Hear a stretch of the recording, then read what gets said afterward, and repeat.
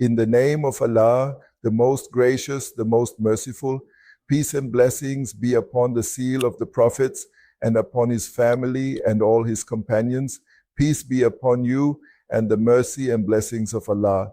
Today, we have gathered some news for you from the Saudi Arabian front. There is some news regarding Iran. Pakistan's Interior Minister, Mr. Mohsin Raza Naqvi, is once again on a diplomatic visit to Tehran. And during the course of this visit, the Iranian leadership has made the decision to remove Abbas Araghchi from the ongoing negotiations. The new head of the Revolutionary Guard has officially been appointed, and the previous acting head has now been designated to serve as the deputy. This newly appointed leader is widely recognized as being quite a staunch hardliner, which may signal a significant shift in the group's approach. In recent days before this war, during the local protests in Iran, where tens of thousands of people were killed by the Revolutionary Guard, he was also the person in charge of that entire operation, which is why he is considered quite a hardliner in this regard. So this recent development, or perhaps we should call it this unfolding situation, has emerged right during Mr. Mohsin Raza Naqvi's official visit to Iran.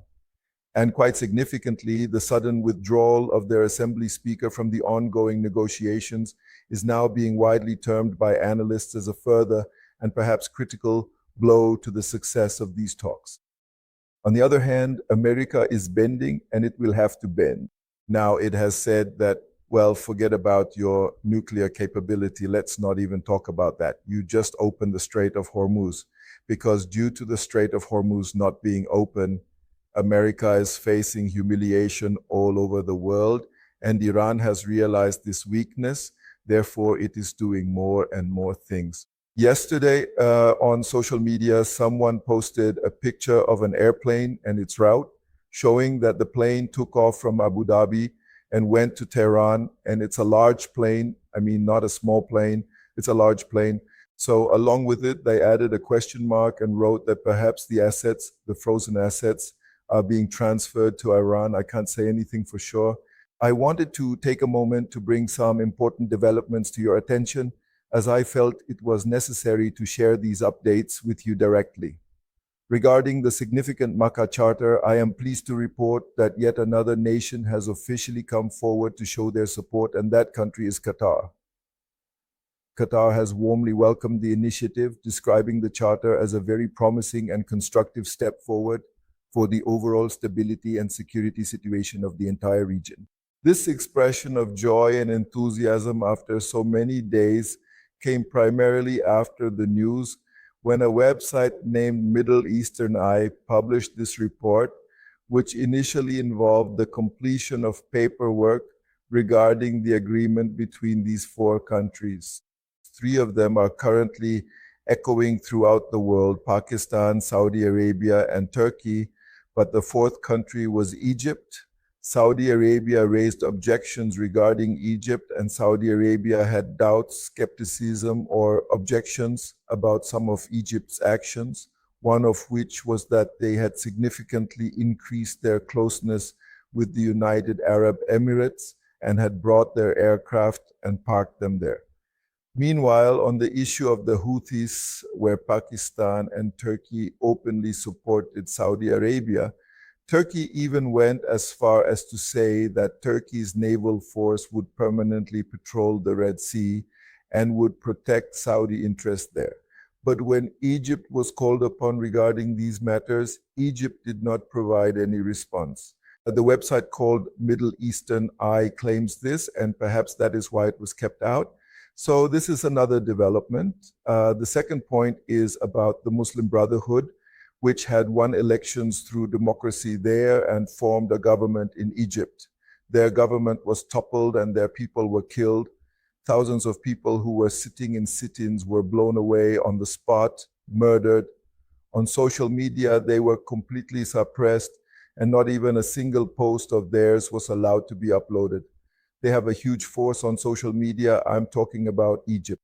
When their leadership fled from there, no one gave refuge in their country to these followers of the pan-Islamism supporter Syed Qutb Shahid, except for Qatar. Egypt has always insisted that Qatar hand over this leadership of the Muslim Brotherhood to them, and Qatar says, no, we will not hand them over to you. On this basis, there has long been a constant and palpable tension between Qatar and Egypt. Given this complex diplomatic landscape, it was virtually certain that if Egypt were to officially join the Makkah Accord, Qatar would categorically refuse to participate in it. If Qatar is involved, then Egypt will not be. So, by choosing not to include Egypt in this specific arrangement, the ruler of Saudi Arabia, well, to be precise, his father is King Salman, but it is his son and current Prime Minister, Mr. MBS, who has effectively paved the way to bring Qatar into this agreement as well. And after a rather long wait, the fact that Qatar is now welcoming this agreement is actually a significant seal of approval, signaling that Egypt, at least in the near future, will not be, or perhaps will not be able to be, a part of this specific pact. Furthermore, with Qatar's entry now secured, the door will likely open for Azerbaijan to follow suit. This is because just as Saudi Arabia acts as the primary sponsor for Qatar, or will be the sponsor for Bahrain in the future, in exactly the same way, Turkey serves as the key sponsor for Azerbaijan.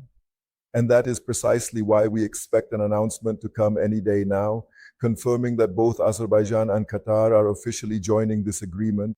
The second point is that after the inclusion of these two countries, it is highly likely that the Islamic Republic of Iran will also talk about joining this agreement. Now, why wouldn't they be doing it? I think they aren't doing it right now because if Iran talks about joining immediately, then America will raise an objection saying, sir, you were making us look like fools with all that bomb-making stuff. On the other hand, the way the United Arab Emirates, without making much fuss, has quietly started loading Iran's frozen assets from its banks onto ships and sending them to Tehran, also testifies to the fact that America has now quite literally given up. I will be back in the next vlog. May Allah Almighty grant you ease and give you the ability to distribute ease among His creation.